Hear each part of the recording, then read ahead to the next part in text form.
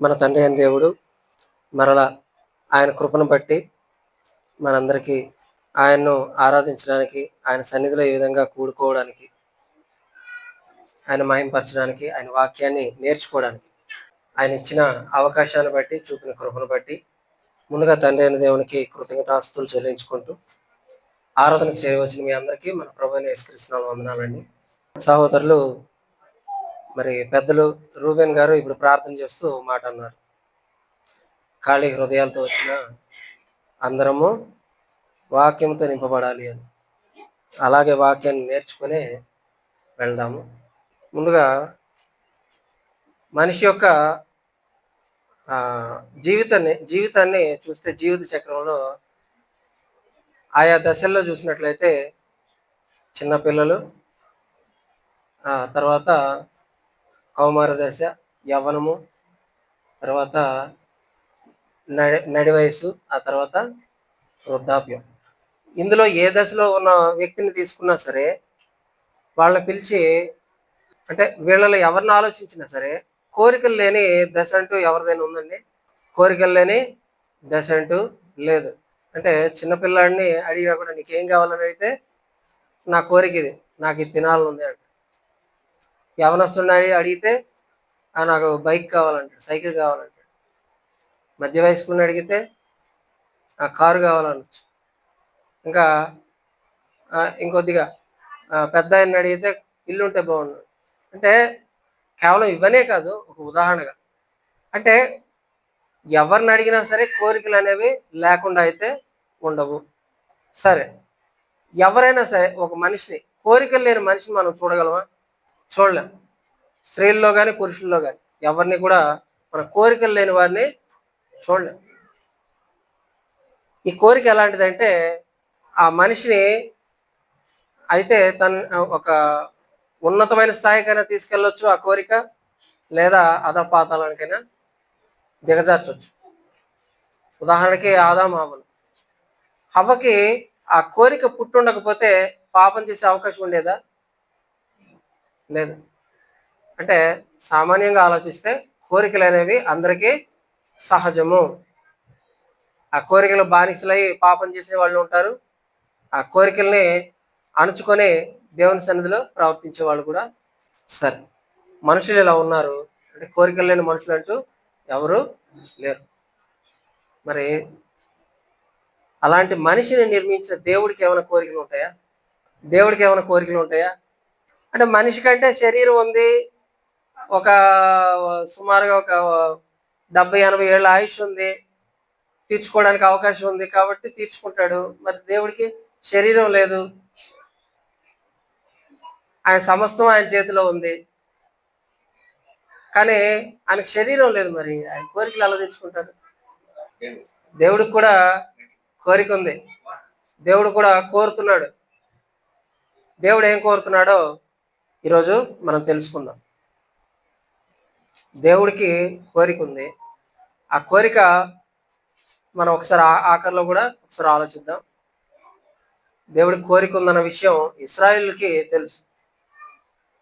దేవుడు తన సన్నిధిలో ఇశ్రాయేలీలకు ఎలా ప్రవర్తించాలన్నది దేవుడు వాళ్ళకి వివరించాడు.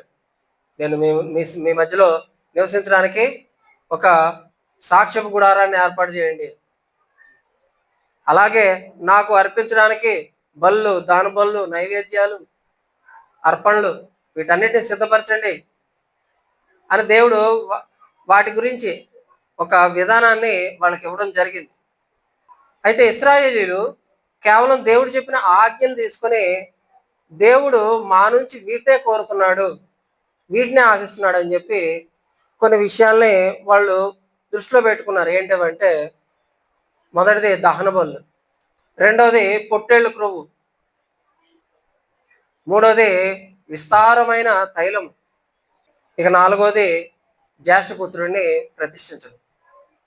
ఇవి ఇస్తే చాలు, ఇక దేవుడు మనల్ని బట్టి సంతోషిస్తాడు, ఆ తర్వాత మన జీవితం మనదే. ఎలా అన్నా అంటే ఈ దేవుడు వీటిని ఎందుకు కలగజేశాడు?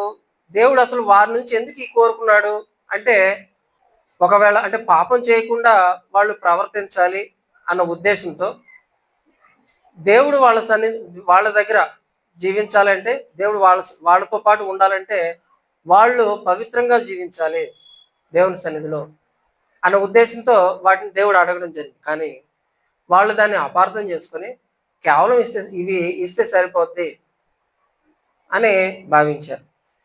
మరి దేవుడు ఏం కోరుకుంటున్నాడు అని ఒకసారి ఆలోచిస్తే, మీకా గ్రంథము 6వ అధ్యాయము 8వ వచనం చూసినట్లయితే, మీకా గ్రంథము 6వ అధ్యాయము 8వ వచనం చూసినట్లయితే, మనుషుడా, ఏది ఉత్తమమో అది నీకు తెలియజేయబడి ఉన్నది. ఇక్కడ దేవుడు చెప్తున్నాడు, న్యాయముగా నడుచుకునుటయు, కనికరమును ప్రేమించుటయు, దీన మనసు కలిగి నీ దేవుని ఎదుట ప్రవర్తించుటయు, ఇదే కదా ఇంతే కదా యెహోవా నిన్ను అడుగుతున్నాడు. ఇదే కదా నిన్ను అడిగేది. నేను అడిగేది ఇవైతే నువ్వు ఎక్కడికో ఆలోచిస్తున్నావు.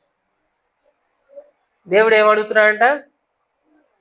న్యాయంగా నడుచుకునుట, కనికరమును ప్రేమించుట, దేన మనసు కలిగి నీ దేవుని ఎదుట ప్రవర్తించుట, ఇదే కదా కోరుతున్నాడు దేవుడు. అంటే ఇవి కష్టంగా ఉన్నాయా, చేయదగినట్టుగా ఉన్నాయా? కష్టంగా ఉన్నాయా, చేయదగినట్టుగా ఉన్నాయా? కానీ ఇశ్రాయేలుకి ఎలా ఉందంటే, వాటికంటే ఒక పొట్టేలు తెచ్చి బలిచ్చేస్తే సింపుల్ అయిపోద్ది. ఎందుకు? అవి సులువుగా వచ్చినవి, దోచుకుంటే వచ్చినవి. దేవుడు వేరే రాజ్యాల మీద వాళ్ళకి విజయాన్ని కలగజేస్తే అక్కడ నుంచి దోపుడు సొమ్ముగా తెచ్చుకునేవి ఎడ్లు, పొట్టేళ్ళు, పెద్ద పెద్దవి. కాబట్టి తెచ్చి ఇచ్చేయడం అనేది చాలా సులువు అయిపోయింది వాళ్ళకి. కానీ ఏది కష్టం? దేవుడు అడిగినవి. దేవుడు ఏవైతే మన నుండి కోరుతున్నాడో అవి మాత్రం వాళ్ళకి కష్టంగా వాళ్ళు భావిస్తున్నారు. ఇక్కడ దేవుడు అడిగిన వాటిలో మొట్టమొదటిది న్యాయంగా నడుచుకునుట. అంటే మనిషి అన్యాయంగా ప్రవర్తించే అవకాశం ఉందా? ఉంది. లేకపోతే దేవుడు ప్రత్యేకించి న్యాయంగా నడుచుకోండి అని కోరే అవసరం లేదు. న్యాయంగా నడుచుకునే వాళ్ళు ఈరోజు ఉన్నారండి, ఉంటారు. కానీ చాలా తక్కువ మంది, చాలా తక్కువ మంది. ఎప్పటికీ ఎదుటివారిది ఆశించేవారే తప్ప, ఎదుటివారి మీద దురాలోచన చేసి, దురాశ కలిగి వారిది ఎలా దోచుకుందామా అని ఆలోచించేవారే తప్ప, న్యాయంగా ప్రవర్తించి ఎవరిది వారికి అప్పచెప్పాలి అనే ఉద్దేశం ఈరోజు మనిషికి లేదు. కానీ దేవుడు ఏం చెప్తున్నాడు అంటే, న్యాయంగా ప్రవర్తించండి అని చెప్తున్నాడు. మనం కీర్తనలో కానీ, సామెతల్లో కానీ, ద్వితీయోపదేశ ఖండంలో కానీ మనం చూస్తే దేవుడు ఒక మాట చెప్తాడు, అన్యాయపు త్రాసు ఉండకూడదు, మీరు చేసే మీ తూనిక న్యాయంగా ఉండాలి అంటాడు. అంటే చిన్న విషయంలోనే అంత జాగ్రత్తగా ఉండాలని చెప్పినప్పుడు, ఎదుటి వారికి తీర్పు తీర్చే విషయంలో ఎలా ఉండాలి? మీ వల్ల కాదు, మీరు తీర్పు తీర్చలేరు కాబట్టి మీరు తీర్పే తీర్చొద్దు, ఎదుటి వారికి తీర్పు తీర్చొద్దు, అది మీ పని కాదు, దేవుడిది అని చెప్పి యేసు ప్రభువారు తీర్పు తీర్చకుడి అనే ఆజ్ఞ కూడా న్యాయ విషయంలో న్యాయ ప్రవర్తన కలిగి ప్రవర్తించాలని దేవుడు మన నుండి కోరుతున్నాడు. ఆ తర్వాత కనికరమును ప్రేమించుడి. కనికరమును ప్రేమించుడి అంటే ఇతరుల పట్ల కనికరం కలిగి ఉన్నటకు ఇష్టపడి ఉండాలి, సిద్ధపడి ఉండాలి. అంటే ఇతరులు ఎవరైనా సరే అవసరతలో ఉన్నారు, వారి ఎడల కనికరం కలిగి ఉండాలి. అంటే మనం ఒకటి కలిగి ఉన్నాము, అవతల వారు అది కలిగి లేదు, అవసరత కలిగి ఉన్నారు, అప్పుడు వాళ్ళకి ఇచ్చే మనసు ఉండాలి, ఇతరుల పట్ల కనికరం చూడవచ్చు. యేసుప్రభు వారు మాదిరి ప్రార్థన చెప్తున్నప్పుడు, మాదిరి ప్రార్థన నేర్పుతూ శిష్యులకి ఈ మాట అంటాడు, ఇతరుల తప్పులు మేము క్షమించినట్టు మా తప్పులను మీరు క్షమించండి. అంటే ఆ మాట ద్వారా మనకేం అర్థమవుతుంది అంటే, ఇతరుల తప్పులను మనం క్షమించాలి. కనికరానికి వస్తే ఇతరులను మనం కనికరించాలి. అప్పుడు ఏం చేయబడతాం? దేవుని చేత కనికరించబడతాం, కనికరాన్ని పొందుతాం. ఒకవేళ ఇతరులను కనికరించే మనసు మనకు లేనప్పుడు దేవుడు మనల్ని కనికరిస్తాడా? యేసు ప్రభు వారు 25వ అధ్యాయం మత్తయి సువార్త 25వ అధ్యాయంలో ఒక మాట అంటాడు. గొర్రెల మందను మేకల మందను విభజించి వారితోనూ వీరితోనూ చెప్పే మాట. 34వ వచనం చూసినట్లయితే మత్తయి సువార్త 25వ అధ్యాయము 34వ వచనము. కుడివైపు ఉన్నవారిని చూచి నా తండ్రి చేత ఆశీర్వదింపబడిన వారులారా రండి మొదలుకొని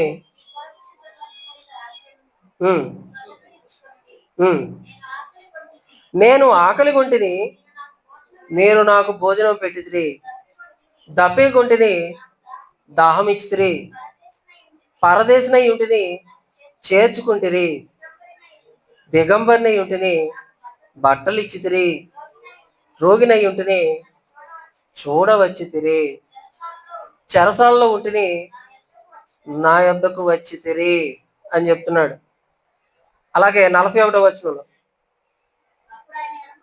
ఎడం వైపున ఉన్న వారిని చూచి శపింపబడిన వారులారా విడిచి అపవాదికిని దూతలకును ఆ నిత్యాగ్నిలోనికి పోవుడి. ఆకలి గొంటిని భోజనం పెట్టలేదు, దప్పి గొంటిని దాహం వేయలేదు, పరదేశినై ఉంటిని చేర్చుకొనలేదు, దిగంబరినై ఉంటిని బట్టలు ఇయ్యలేదు, రోగినై చెరసాల్లో ఉంటిని నన్ను చూడరాలేదు. అంటే మొదట కుడివైపు ఉన్న వారినేమో ఆశీర్వదింపబడిన వారులారా. ఎవరు ఆశీర్వదింపబడిన వాళ్ళు? ఎదుటివారి పట్ల కనికరాన్ని చూపించిన వారు, ఎదుటివారి అవసరతలను తీర్చగలిగే స్థితిలో ఉండి తీర్చిన వారు, ఎదుటివారికి సహాయపడాలనే మంచి మనసు కలిగి ఉన్నవారు, వారికి ఆశీర్వదింపబడిన వారులారా, వారికే పరలోకం. కాబట్టి ఎదుటివారి పట్ల కనికరాన్ని చూపించాలి, కనికరాన్ని ప్రేమించండి అని చెప్పి ఇక్కడ దేవుడు ఇశ్రాయేలు నుంచి కోరాడు. అలాగే దీన మనసు కలిగి దేవుని ఎదుట ప్రవర్తించాలి. దీన మనస్సు తను తాను తగ్గించుకునేవాడు హెచ్చింపబడును, తను తాను హెచ్చించుకునేవాడు తగ్గించబడును. దీన మనసు కలిగి ప్రవర్తించాలి. దీన మనసు కలిగి ఉండడం అంటే వంగిపోయి వేషధారణతో ఒక నవ్వు నవ్వి, రాని నవ్వు నవ్వి, లేని నవ్వు నవ్వి పలకరించుకోవడం కాదు. తగ్గింపు స్వభావం క్రియల్లో కూడా ఉండాలి. నేనే, నాదే అనే ఒక స్వార్థం లేకుండా ఇతరుల కొరకు, ఎదుటి సహోదరుల కొరకు ఆలోచించగలిగే మనసు తగ్గింపు స్వభావం. సుంకరి పరిసైడు ప్రార్థన చూస్తాం మనం. అందులోనే ఎవరి ప్రార్థన అంగీకరింపబడింది? తగ్గింపు కలిగి ప్రార్థన చేసిన ఆ సుంకరి యొక్క ప్రార్థన అనేది అక్కడ మనం అంగీకరింపబడినట్లుగా చూస్తాం. ఎందుకంటే అతని ప్రార్థనలో తగ్గింపు స్వభావం ఉంది, తగ్గింపు కలిగి ఉన్నాడు. దీన మనసు కలిగి దేవుని ఎదుట ప్రవర్తించాలి అనేది దేవుడు ఇశ్రాయేలు నుంచి కోరుకున్నాడు. అలాగే ఈ మూడింటిని మనం ఇక్కడ చూస్తున్నాం. ఈ వచనంలో మీకా గ్రంథము 6వ అధ్యాయము 8వ వచనం చూస్తున్నాం. న్యాయంగా నడుచుకుంటూ, కనికరమును ప్రేమించుటయు, దీన మనసు కలిగి దేవుని ఎదుట ప్రవర్తించుటయు, ఈ మూడింటిని మనం ఇక్కడ చూస్తున్నాం. అలాగే ఇంకొని చూద్దాం. ద్వితీయోపదేశ కాండము 10వ అధ్యాయము 12-13 వచనాలు చూసినట్లయితే, ద్వితీయోపదేశ కాండము 10వ అధ్యాయము 12-13 వచనాలు. ఇశ్రాయేలు యెహోవాకు భయపడి ఆయన మార్గములన్నిటిలో నడుచు, ఆయనను ప్రేమించి యెహోవాను పూర్ణ మనసుతో పూర్ణ ఆత్మతోను సేవించు, నీకు ఆజ్ఞాపించు యెహోవా ఆజ్ఞలను కట్టడలను అనుసరించి నడుచుకుందునని మాట. నిన్ను మరి ఏమడుగుచున్నాడు? నీ దేవుడైన యెహోవా నీ వద్ద నుంచి మరి ఇంకేం అడుగుతున్నాడు? నీ దగ్గర నుంచి ఇంకేం ఆశిస్తున్నాడు? యెహోవా యందు భయభక్తులు కలిగి ఆయన మార్గం నడుచుకోవాలి, ఆయన ప్రేమించాలి, పూర్ణ మనసుతోనూ పూర్ణ ఆత్మతోనూ ఆయనను సేవించాలి, ఆయన ఆజ్ఞలను, ఆయన నీకు ఆజ్ఞాపించిన ఆజ్ఞలను కట్టడలను అనుసరించి నడుచుకోవాలి. ఇదే కదా దేవుడు నిన్ను అడుగుతున్నాడు అని చెప్తున్నాడు. అలాగే మరొక మాట చూద్దాం. జకర్యా గ్రంథము 7వ అధ్యాయము, జకర్యా గ్రంథము 7వ అధ్యాయము 8 నుంచి 10 వచనాలు చూసినట్లయితే, జకర్యాకు ప్రత్యక్షమై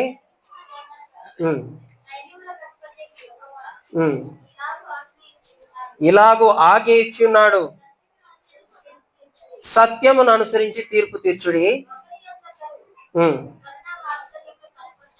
ఒకరి యందొకరు కరుణావాత్సల్యములు కనపరుచుకునుడి, విధవరాండ్రను, తండ్రి లేని వారిని, పరదేశులను, దరిద్రులను బాధ పెట్టకుడి, హృదయమందు సహోదరులు ఎవరికి కీడు చేయదలంచకుడి.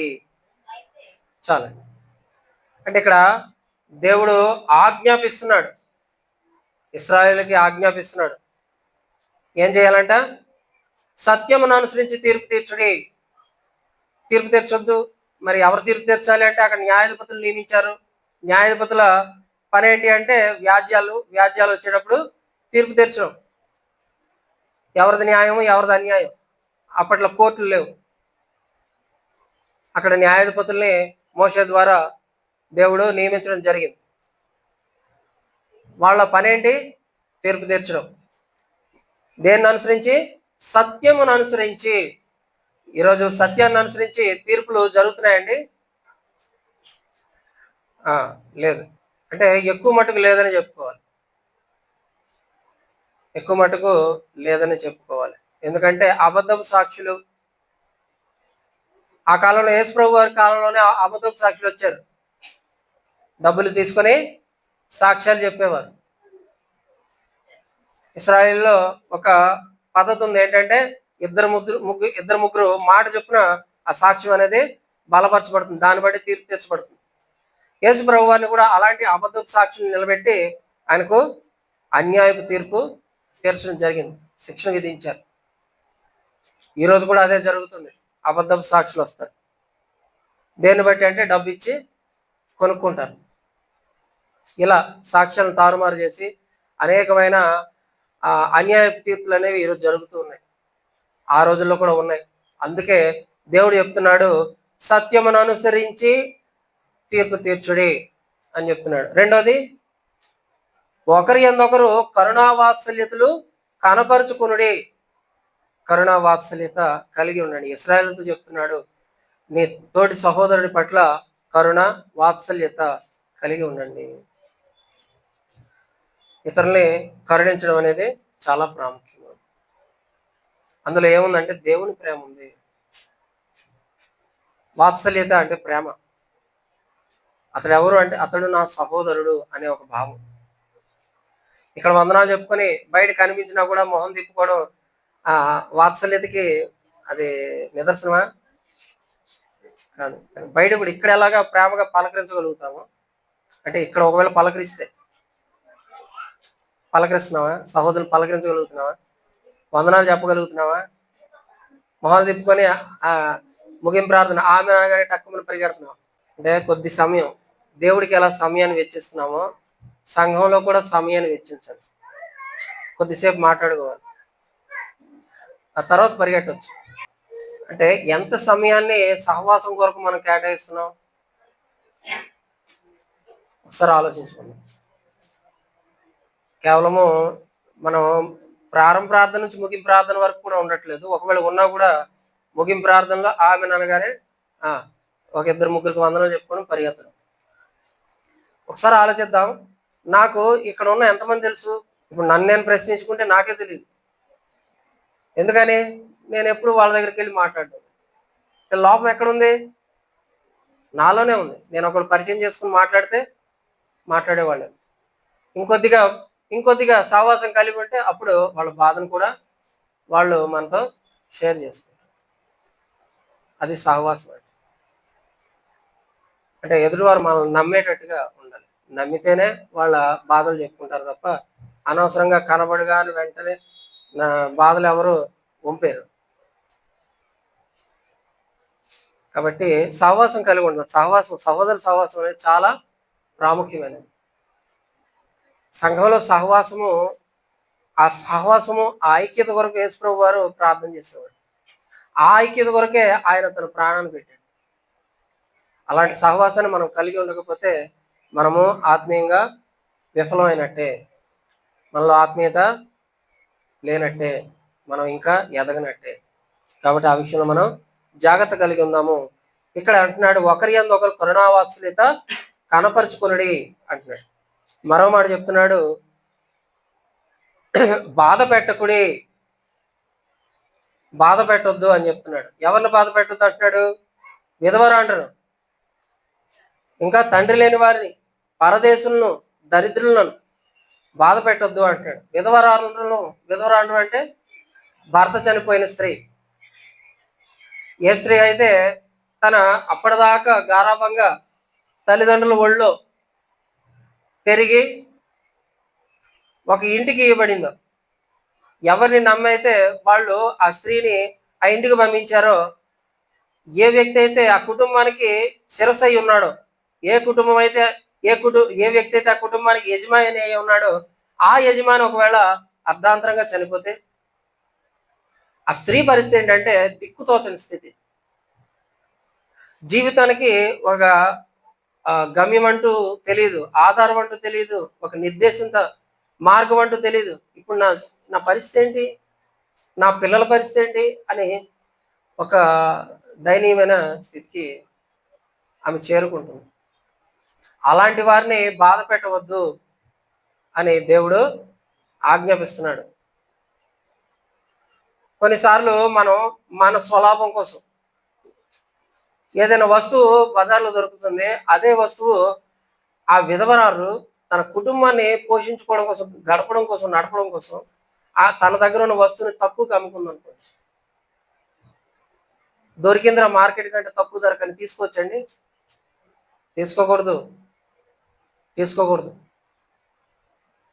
వాళ్ళ పరిస్థితి ఎలా ఉంటుందంటే, మనొక సోషల్ మీడియాలో ఒక పోస్ట్ వచ్చింది.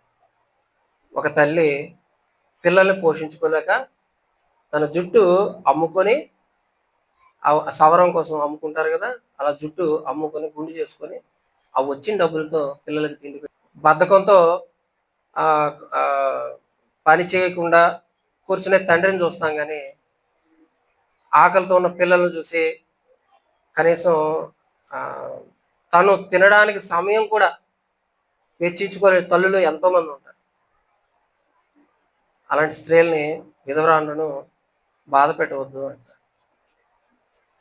దేవుడు మన గురించి ఎంతగా ఆలోచిస్తున్నాడో ఒకసారి ఆలోచించండి. మనం కళ్ళకు కనబడుతున్న వాళ్ళనే ప్రేమించలేని స్థితిలో ఉన్నాం, వారి గురించి ఆలోచించలేని స్థితిలో ఉన్నాం. కానీ విధవరాల గురించి దేవుడు ఎంతగా ఆలోచిస్తున్నాడు ఒకసారి ఆలోచించండి. ఇంకా ఏమంటున్నాడు? తండ్రి లేని వారికి అదే పరిస్థితి. ఒక తండ్రిగా ఉన్న వ్యక్తి, పిల్లలకు తండ్రిగా ఉన్న వ్యక్తి తనకు తండ్రి ఉంటే మంచిది అనుకుంటాడా, లేకపోతే బాగుండు అనుకుంటాడు? ఏం కాదులే తండ్రి, ఇప్పుడు మా నాన్న ఉంటే నాకేమైనా వెళ్ళి కష్టపడి ఏమైనా సంపాదన తీసుకొస్తాడా, అలాంటి తండ్రి ఉంటే ఎంత లేకపోతే ఎంత అనుకునే కొడుకులు ఈరోజు సమాజంలో కోకొలలు చాలా మంది ఉన్నారు. కానీ ఆ కొడుకు ఎవరికి చెప్పుకోలేని బాధ ఎప్పుడైతే వస్తుందో, ఆ బాధ వచ్చేటప్పుడు భుజం మీద చేయి తట్టి, ఏం కాదు, ఒకసారి మాకు కూడా ఎలాంటి సమస్య వచ్చింది, ఆ సమస్య వచ్చేటప్పుడు మేము కూడా ఇలాగే బాధపడ్డాం, దేవుని ప్రార్థించుకున్నాం, దేవుడు మాకు మార్గాన్ని చూపించాడు, అప్పుడు మేము ఇలా సమస్యను పరిష్కరించుకున్నాం అని చెప్పే తండ్రి ఉంటే ఆ వ్యక్తి ఎంత ధైర్యంగా ఉంటాడు. ఆ ధైర్యం చెప్పేవాళ్ళు మనకున్నారండి? ఉంటే ధన్యులే. ధైర్యం చెప్పేవాళ్ళు మనకుంటే ఇంకా ఇంకా చాలు, ఇక ప్రపంచాన్ని జయిస్తానన్నట్టుగా ధైర్యం వస్తుంది. నీకెందుకు, నీకేం కాదు, మేమున్నాము, నువ్వు బాధపడొద్దు అని చెప్పే ఆ మాట చెప్పేవాళ్ళు ఈరోజు సమాజంలో కరువైపోయారు, లేరు. కారణం ఏంటంటే ఈ రోజుల్లో కుటుంబ వ్యవస్థ అంత చిన్నాభిన్నం అయిపోయింది, విచ్ఛిన్నం అయిపోయింది. పెళ్ళిళ్ళు కాగానే వేరు పడిపోవడం, తల్లిదండ్రులతో సంబంధం లేకుండా సపరేట్ అయిపోవడం, వాళ్ళ కోసమేమో ఈ వృద్ధాశ్రమాలు వెతకడం. వృద్ధాశ్రమాలు ఇంతకుముందు ఉండేవా, ఇప్పుడు ఉన్నాయా? ఇప్పుడు ఉన్నాయి. అంటే మనిషి ఎంత దిగజారిపోవడం వల్ల వచ్చినాయి ఒకసారి ఆలోచించి. కావాల్సినంత డబ్బు పెడేస్తారు కానీ సమయాన్ని మాత్రం తల్లిదండ్రుల కొరకు వెచ్చించరు. ఈరోజు అంత సంపాదన అయిపోయింది. అలాంటి తల్లిదండ్రులు లేని వారి పరిస్థితి ఏంటి అంటే, ఉండి కూడా దూరం చేసుకున్న వాళ్ళు అంతకంటే దారుణమైన స్థితి ఇంకోట్లేదు. కానీ అలాంటి సపోర్ట్ ఇవ్వాల్సిన తండ్రి లేకపోతే, అలా లేని పరిస్థితుల్లో తల్లిదండ్రులు లేకుండా ఎదిగిన వారి పరిస్థితి ఏంటి? వాళ్ళు ఇంకా చాలా బాగా కష్టపడాల్సి ఉంటుంది. ప్రతి అడుగులోనూ వాళ్ళు ఆ బాధని చవి చూస్తూ ఉంటారు తల్లిదండ్రులు లేని వాళ్ళు. సో అలాంటి వాళ్ళని బాధ పెట్టవద్దు అంటున్నాడు. అలాగే ఇంకేమంటున్నాడు, పరదేశులు అంటే వేరే దేశాల నుంచి వచ్చిన వారు, లేదా వేరే ప్రాంతాల నుంచి వచ్చిన వారు, వేరే రాష్ట్రాల నుంచి వచ్చిన వాళ్ళు, వేరే జిల్లాల నుంచి వచ్చిన వారు, వారు ఇక్కడ పరదేశులు అవుతారు.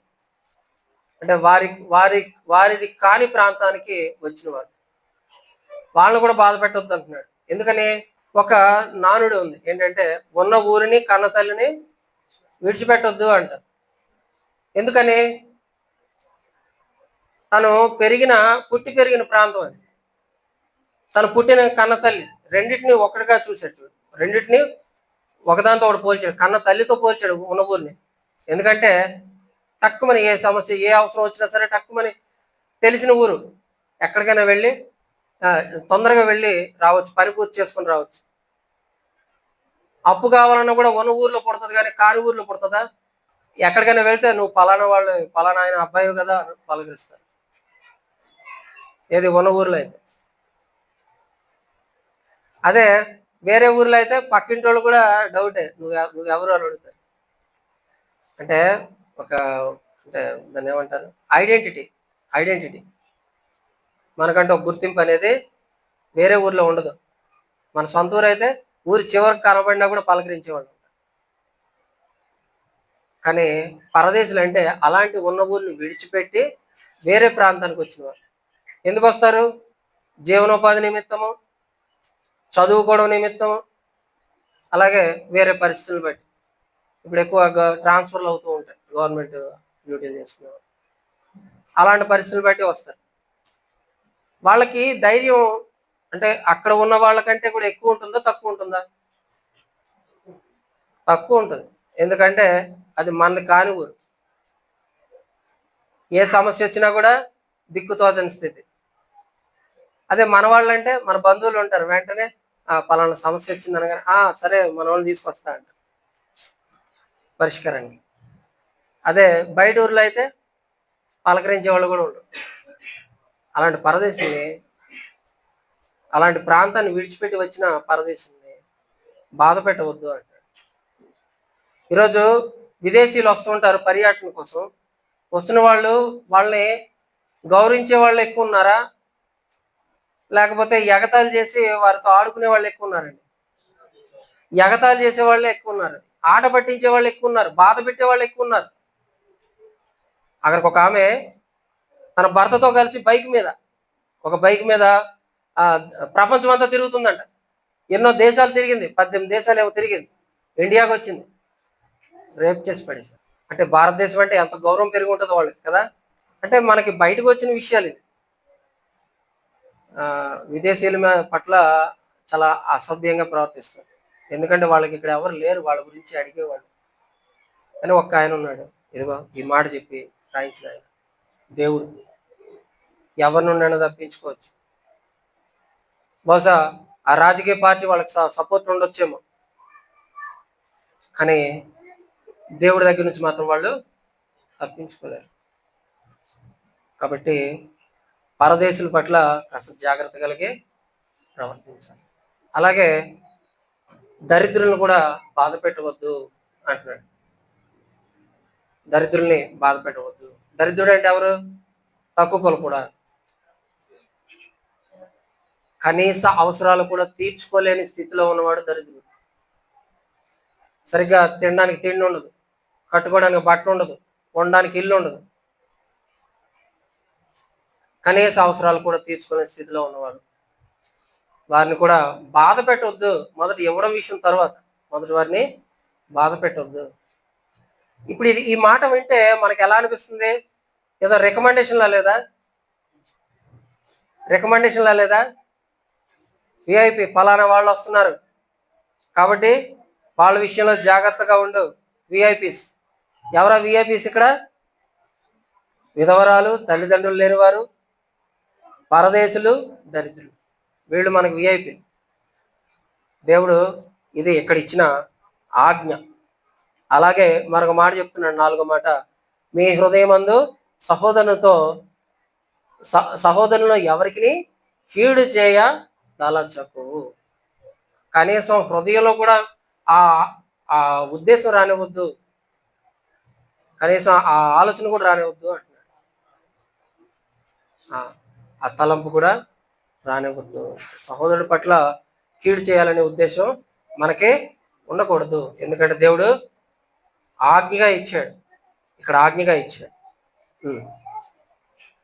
ఇవి దేవుడు ఇశ్రాయేలు నుంచి ఆశిస్తూ ఉన్నవి. అలాగే మీకా గ్రంథానికి ఒకసారి వెళ్దాం.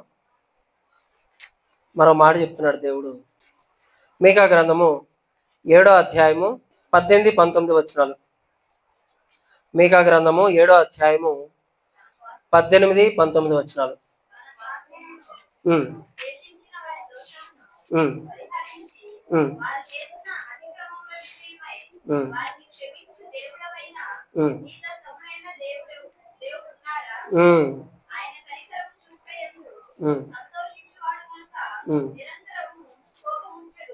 దేవుడు కనికరము చూపుడు యందు సంతోషించువాడు. ఆయన కనికరము గల దేవుడు. ఆయన వంటి దేవుడు మరొకడు లేడు. కనికరము చూపుడు యందు సంతోషించు దేవుడు అంటే తన పిల్లలు ఒకరి యందు కనికరాన్ని చూపిస్తే దాని యందు సంతోషించు దేవుడు. మనం కూడా అంటే తల్లిదండ్రులుగా పెద్దవాళ్ళు చిన్నపిల్లలు చూసి వాళ్ళు నిజానికి వాళ్ళకి ఎవరో ఇస్తేనే వస్తాయి. ఒక బిస్కెట్ ప్యాకెట్ తింటూ అందులోంచి ఒక బిస్కెట్ ముక్క తీసి పక్కన ఉన్న పిల్లలకి పెడితే తల్లిదండ్రులకి ఎలా ఉంటుందండి? పెద్దవాళ్ళకి చాలా ఆనందం అనిపిస్తుంది. వీడు ఉన్నాడు ఇంత, కానీ వీడు వేరే వాళ్ళకి పెట్టేటంత అంత మంచి మనసు ఆనందపడుతుంది. అలాగే దేవుడు కూడా మనం ఇతరుల పట్ల కనికరిస్తే ఆనందపడే దేవుడు. కాబట్టి కనికరాన్ని కలిగి ఉండు అని చెప్తున్నాడు. అలాగే యెషయా గ్రంథము 66వ అధ్యాయము, యెషయా గ్రంథము 66వ అధ్యాయం మొదటి 2 వచనాలు చూసినట్లయితే, యెషయా 66 మొదటి 2 వచనాలు. ఆజ్ఞ ఇచ్చుచున్నాడు, ఆకాశము నా సింహాసనము, భూమి నా పాదపీఠము, నా నిమిత్తము కట్టనుద్దేశించు ఇల్లు ఏ పాటిది?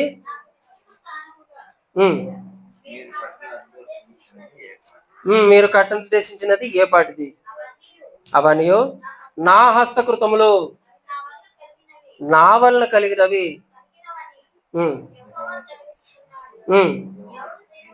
ఎవడు దీనుడై నలిగిన హృదయము గలవాడై నా మాట విని వణుకుచుండునో వానినే నేను దృష్టించుచున్నాను అన్నాడు.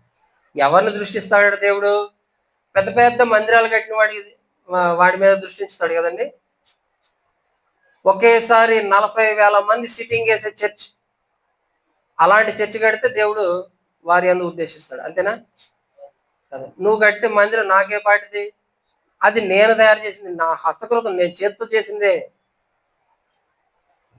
ఆ మందిరం కట్టడానికి వాడే రాయి, సిమెంట్, ఇసుక, సున్నం, ఆ పెద్ద పెద్ద పాలరాతులు, పాలరాయి, ఇవన్నీ ఎక్కడివి? నేను తెస్తే ఇచ్చినవే, వాటితో నువ్వు కడుతున్నావు. కానీ నా సైజ్ ఎంత? ఆకాశమును సింహాసనముగాను భూమిని పాదపీఠముగాను చేసుకుని ఉన్నాను. నాకు నువ్వు మందిరం కడతావా? నువ్వు కట్టే మందిరాన్ని బట్టి నేను సంతోషించను. ఎవరి మీద దృష్టి పెడతాడంట? ఇక్కడ చెప్తున్నాడు, ఎవడు దీనుడై నలిగిన హృదయం గలవాడై నా మాట విని వణుకుచుండునో వారిని నేను దృష్టించున్నాను. దేవుని ఆజ్ఞను హృదయపూర్వకంగా గైకొన్న వాడి మీద, ఎవరైతే ఆయన యందు భక్తి కలిగి జీవిస్తారో వారినే దేవుడు దృష్టించుతాడు. ఇది ఇక్కడ చెప్పబడిన విషయం. అలాగే ఈరోజు మనుషులు ఎలా ఉన్నారంటే, యేసుప్రభు వారి కాలంలో శాస్త్రులు పరిసయ్యులు వారితో ఆయన అన్నమాట, మత్తయి సువార్త 23వ అధ్యాయము 23వ వచనము. మత్తయి 23:23. వేషధారులైన శాస్త్రులారా, పరిసయ్యులారా,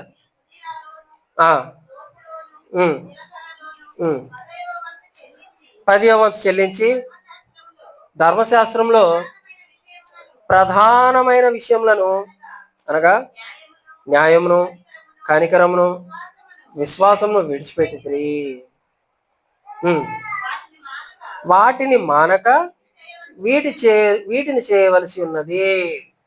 ఇది అంటే అసలైన విషయం ఏంటి?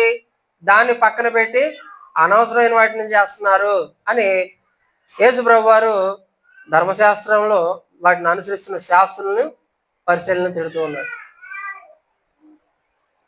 నిజానికి ఇశ్రాయేలీయులు మొదటి నుంచి అదే స్థితిలో ఉన్నారు. మనం మొదలు చెప్పుకున్నాం కదా, దేని మీద దృష్టి పెడతారు? దేవుడు వేటిని కోరుకుంటున్నాడంట? వాళ్ళ ఉద్దేశంలో బలులు, దహన బలులు, పొట్టేళ్ల క్రొవ్వు, అలాగే విస్తారమైన తైలము, జ్యేష్ఠ కుమారుని ప్రతిష్ఠించారు. ఇవి చేస్తే చాలు అనుకుంటున్నారు. కానీ దేవుడు నిజానికి కోరుకునేవేంటి? కనికరము, ఆయన యందు భయభక్తులు కలిగి ప్రవర్తించుట, దరిద్రుల పట్ల కనికరం కలిగి ఉంట, దీన మనసు కలిగి ఉంట, ఆయన సన్నిధిలో భయభక్తులు కలిగి ప్రవర్తించుట. వీటిని దేవుడు కోరుకుంటున్నాడు. వాటిని ఇప్పటిదాకా మనం చూస్తున్నాం. సరే, ఆ రోజు మరి ఇశ్రాయేలీయులు దేవుడు వీటిని కోరుకుంటున్నాడు అనుకుంటున్నారు. మరి మన పరిస్థితి ఏంటి? దేవుడు వేటిని కోరుకుంటున్నాడని ఈరోజు మనం అనుకుంటున్నాం? ఆరాధనకు వస్తే చాలు, ఇది మన ఉద్దేశం. ఏమండి? కేవలం ఆరాధనకు వస్తే చాలు, ప్రార్థనలు చేస్తే చాలు, పాటలు పాడితే చాలు, కానుకలు సమర్పిస్తే చాలు, రోజు చిన్న ప్రార్థన చేసుకుని బైబిల్ చదువుకుంటే చాలు. ఇది ఈరోజు మనలో ఉన్న ఒక అపోహ. దేవుడు కేవలం మన నుంచి వీటినే కోరుకుంటున్నాడా? లేదు. దేవుడు ఈరోజు మన నుంచి కూడా ఆ రోజు ఇశ్రాయేల్ నుంచి వేటినైతే కోరుకుంటున్నాడో వాటినే కోరుకుంటున్నాడు. ఎఫ్సి పత్రిక 4వ అధ్యాయము 25-26 వచనాలు చూసినట్లయితే, ఒకరికొకరము అవయవములై ఉన్నాము, అబద్ధమాట మాని ప్రతి వాడును పొరుగువానితో సత్యమే మాట్లాడవలను. సహోదరులతో సత్యాలే మాట్లాడుతున్నామా, అబద్ధం ఆడుతున్నామా? ఒకసారి ఆలోచించుకుందాం. సంఘంలో కూడా సహోదరులు అంటే ఎక్కడ ఉంటారు? సంఘంలోనే ఉంటారు. సహోదరులతో కూడా అబద్ధమే మాట్లాడుతున్నావా, లేకపోతే నిజాలు చెప్తున్నావా? ఎప్పుడైనా ఆరాధనకు రాలేదు బ్రదర్ అంటే సాకులు చెప్తున్నావా, ఉన్నదే చెప్తున్నావా? ఒకసారి ఆలోచన. కేవలం అది ఒక ఉదాహరణ మాత్రమే. ఎప్పుడు కూడా ఇతరులతో మనం ముఖ్యంగా సహోదరులతో మనము అబద్ధము మాట్లాడకూడదు. ఎందుకు? ఒకరికొకరము అవయవములై ఉన్నాము. క్రీస్తు అనే సంఘములో, క్రీస్తు శిరస్సుగా ఉన్న సంఘములో ఆయన శరీర అవయవములై ఉన్నాము ఒకరికొకరము. ఇంకా కోపపడి గాని పాపం చేయకుడే. ఇక్కడ ఇతరుల పట్ల, సహోదరుల పట్ల కోపపడవద్దు. దేవుడు మన నుంచి కోరుకునేది కోపపడవద్దు. కోపపడండి కానీ పాపం చేయొద్దు. మన కోపము దేవుని నీతిని నెరవేర్చదు. దేవుని కోపం అనేది ఆయన నీతిని బట్టి అనుసరించి ఉంటుంది కానీ మన కోపం అనేది దేవుని నీతిని నెరవేర్చదు. మొదట కోపపడద్దు. కోపపడితే ఎందుకు కోపపడాలి? ఒక సహోదరుని సరిచేయడానికి కోపపడాలి, ఒక బాధ్యతగా. అది ఆ కోపం కూడా ప్రేమపూర్వకంగా ఉండాలి. గమనించాలి. సూర్యాస్తమయం వరకు మీ కోపము నిలిచి ఉండకూడదు. అంటే దృష్టిలో పెట్టుకొని ఒకరి మీద కోపం పెంచుకొని నీ సంగతి నేను తర్వాత చూస్తా అనేటట్టు ఉండకూడదు. ఆ కోపం ఎప్పటికల్లా చల్లారిపోవాలంట సాయంత్రానికల్లా సాయంత్రం అంటే సాయంత్రం టైం ఇచ్చాడు కాబట్టి చూసుకొని కూర్చోవడం కాదు. అంటే వెంటనే మర్చిపోవాలి. దానికి టైం ఇచ్చాడు, నువ్వు రాత్రి పడుకునే లోపు ఆ కోపాన్ని మర్చిపోవాలి. అంటే ఎవరి పట్ల కూడా మనం కోపాన్ని పెంచుకోవాల్సిన అవసరం లేదు. ఎవరి మీద ద్వేషం పెట్టుకోవాల్సిన అవసరం లేదు. ఎవరి మీద కుట్రలు పన్నాల్సిన అవసరం మనకి లేదు. ఒకసారి ఆలోచించండి, క్షమించడం అనేది ఎంత గొప్ప విషయం అంటే, ఒకవేళ ఒకరి మీద కోపం పెట్టుకున్నాం అనుకోండి, అది దృష్టిలో పెట్టుకోవాలి. మైండ్లో ఒక ఫోల్డర్ క్రియేట్ చేయాలి. పెట్టుకుని పలానా వాడు పలానా చేశాడు కాబట్టి నేను వాడి మీద రివైజ్ తీర్చుకోవాలి అని రాసి పెట్టుకోవాలి. సమయం కోసం ఎదురు చూస్తూ ఉండాలి. ఎప్పుడు దృష్టి అక్కడే ఉంటుంది. ఆ వ్యక్తి కనబడినప్పుడల్లా అక్కడే ఉంటుంది. ఒకవేళ డిలీట్ చేసాం అనుకోండి, క్షమించేసాం, అప్పుడు ప్రశాంతంగా ఉంటాం. అతనితో కూడా ప్రశాంతంగా మాట్లాడతాం, విష్ చేస్తాం, మంచిగా వందనాలు బ్రదర్, ఎలా ఉన్నారు, ఏంటి సిస్టర్ గారు ఎలా ఉన్నారు, అంత బాగున్నారు, ఏంటి ఈ మధ్య కనబడటం లేదు, ఇలా మాట్లాడతాం ఫ్లోలో. అప్పుడు ఆ బ్రదర్ అడగొచ్చు, ఏ బ్రదరు నేను మీతో మాట్లాడకపోయినా మీరు నన్ను క్షమించేశారా, దేని గురించి మాట్లాడుతున్నారు అంటారు. అంటే నిజంగా క్షమిస్తే మర్చిపోతాం కాబట్టి దేని గురించి మాట్లాడుతున్నారు మీరు, అదే అది ఎప్పుడో వదిలేసానండి. అదే పెట్టుకుంటే అదే తర్వాత చూద్దాంలే. అంటే క్షమించడం మంచిదా? క్షమించడం మన ఆరోగ్యానికి మంచిదా? అది దృష్టిలో పెట్టుకొని కుతంత్రాలు పనడం మంచిదా మన ఆరోగ్యానికి? లేకపోతే ఆ కుళ్ళు మనల్ని తినేస్తుంది. దేవుడు కోపపడవద్దు, సూర్యాస్తమయం వరకు ఆ కోపం నిలిచి ఉండకూడదు.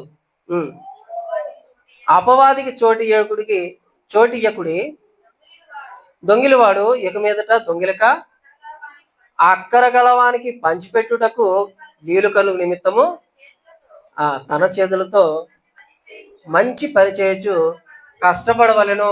కష్టపడి పని చేయండి, సొంతగా కష్టపడి పని చేయండి. అంతేగాని ఎవరిస్తారా ఎవరు అప్పిస్తారా అని చూసి కూర్చుంటే అది కుదరదు, కరెక్ట్ కాదు, మీకు ఆప్షన్ లేదు అంటున్నాడు దేవుడు.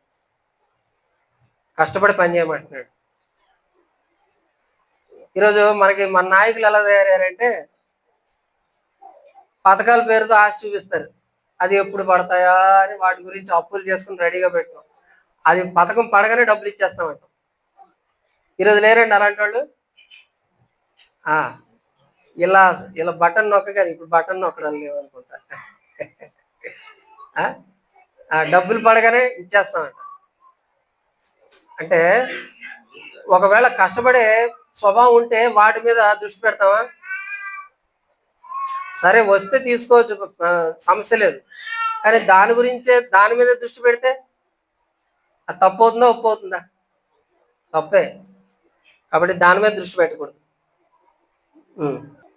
ఇంకో మాట చెప్తున్నాడు, వినువారికి మేలు కలుగునట్లు అవసరం బట్టి క్షేమాభివృద్ధికరమైన అనుకూల వచనమునే పలుకుడి. అనుకూలమైన అంటే ఎదుటి వాళ్ళు ఏదైనా సమస్య చెప్పారు, వెంటనే మనం అది అవ్వదండి, ఇంతకుముందు మేము కూడా ట్రై చేసాము, అది అవ్వదు, అసలు ఎప్పటికీ అవ్వదు. ఈరోజు జనాలు ఎలా తయారయ్యారంటే హాస్పిటల్ అడ్మిట్ అయిన వ్యక్తి దగ్గరికి వచ్చి ఏం మాట్లాడాలి, ఏం కాదండి తగ్గిపోద్ది, ఇది పెద్ద విషయం కాదు, మా బంధువులు కూడా ఇలాగే జరిగింది, ఏం కాదు ట్రీట్మెంట్ కరెక్ట్ చేయించుకుంటే తగ్గిపోతాయి. ఎలా తయారయ్యారంటే ఇదా ఇంక బతకడండి. ఒకటే మాట, ఎవరి దగ్గర పేషెంట్ దగ్గర మాట్లాడుతున్నారు. నిజం చెప్తున్నా. నేను విని ఆశ్చర్యపోయాను. దేనికి వెళ్ళావు ఆయన హాస్పిటల్కి అనిపించింది నాకు. నువ్వు వెళ్ళకపోయినా ఆయన బతుకుంటాడు, నువ్వన్నీ మాటలు బట్టి చచ్చిపోతాడేమో అనిపించింది.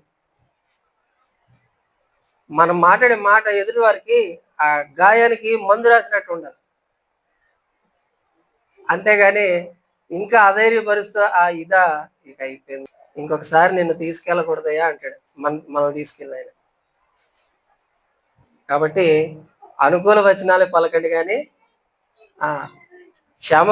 క్షేమాభివృద్ధికరం అనుకూలం అవసరమును బట్టి క్షేమాభివృద్ధికరమైన అనుకూల వచనమే పలుకుడి.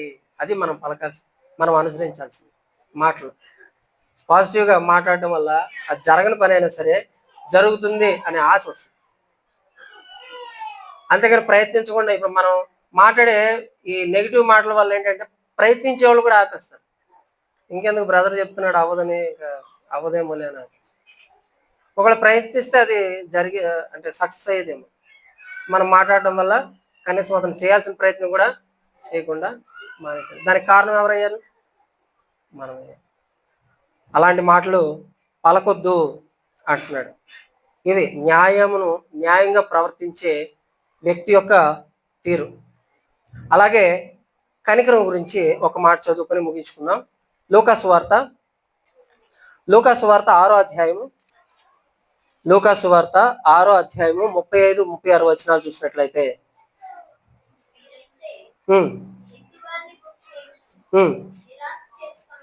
నిరాశ చేసుకొనక శత్రువులను ప్రేమించుడి, మేలు చేయుడి, అప్పు ఇయుడి, మీ ఫలము గొప్పదయ్యుండును, సర్వోన్నతుని కుమారులయ్యుందురు. దేవుడు కృతజ్ఞత లేని వారి ఎడలను దుష్టుల ఎడలను ఉపకారి అయి ఉన్నాడు. కాబట్టి తండ్రి కనికరము గలవాడై ఉన్నట్లు మీరును కనికరము గలవారై ఉండుడి అంటారు. కాబట్టి కనికరం కలిగి ఉండాలి. శత్రువులు సైతం క్షమించండి, ప్రేమించండి, సహాయం చేయండి. అప్పు తీసుకోండి అన్నాడా? అప్పు ఇవ్వండి అన్నాడు. అంటే అప్పు ఇవ్వండి అంటే వడ్డీకి ఇవ్వమనే? అంటే అవసరతలో ఉన్నవారికి సహాయం చేయండి, అవసరాల్లో ఉన్నవారిని ఆదుకోండి, సహాయం చేయండి. శత్రువుని సైతం క్షమించండి, సహాయం చేయండి. ఎందుకంటే మీ దేవుడు ఎలాంటి వాడంట? ఆయన కృతజ్ఞత లేని వారి ఎడలను దుష్టుల ఎడలను ఉపకారి అయి ఉన్నాడు. అందరికీ ఉపకారి అయి ఉన్నాడు దేవుడు. కాబట్టి ఆయన కుమారులు అని చెప్తున్న మనం కూడా అలాగే ఉండాలి అని కోరుకుంటున్నాడు. కాబట్టి కనికరం విషయంలో చాలా పెద్దపీట వేశాడు దేవుడు. కనికరం కలిగి ఉండాలి మనం. కాబట్టి ఈ విషయాలన్నీ దృష్టిలో పెట్టుకొని క్రీస్తు యొక్క గుణ లక్షణాలని మనం కలిగి ఉండాలి. యేసుప్రభువు వారు కనికరం గలవాడేనా? కనికరం గలవాడు. ఇతరుల పట్ల, పాపుల పట్ల, ముఖ్యంగా పాపుల పట్ల తను తాను తగ్గించుకొని, ఆయన స్థాయి ఏంటండి? దేవునితో సమానుడు. అంత స్థాయిని ఆయన తను తగ్గించుకొని ఒక మానవ రూపంలోకి వచ్చి వారి చేత కూడా అవమానాలు పొందాడు. ఎవరి కోసం అంటే మళ్ళీ మన కోసమే. పాపుల కోసం వచ్చాను తప్ప పాపులను పిలువచ్చితేనే అంటున్నాడు. కాబట్టి యేసుప్రభువు వారు తను తగ్గించుకొని దీన మనసు కలిగిన వాడే. మన ఎడల కనికరం కలిగి ఆయన ఎలా అయితే ప్రవర్తించాడు మనం కూడా అలాగే ప్రవర్తించాలని దేవుడు మన నుంచి కోరుకుంటూ ఉన్నాడు. ఈ విషయాలు మనం దృష్టిలో పెట్టుకొని సాధారణమైన నామమతపు క్రైస్తవుల్లా కాకుండా యథార్థంగా, భక్తిగా దేవుని సన్నిధిలో దీన మనసు కలిగి ప్రవర్తించే దేవుని కుమారులుగా మనందరం కూడా ప్రవర్తించాలని, తీర్చిదిద్దబడాలని మరి మీకు హెచ్చరిస్తూ నన్ను నేను హెచ్చరించుకుంటూ వాక్యాన్ని ఓపికతో ఇప్పటి వరకు విన్న మీ అందరికీ మన ప్రభువైన యేసుక్రీస్తు నామమున వందనాలు చెల్లించుకుంటూ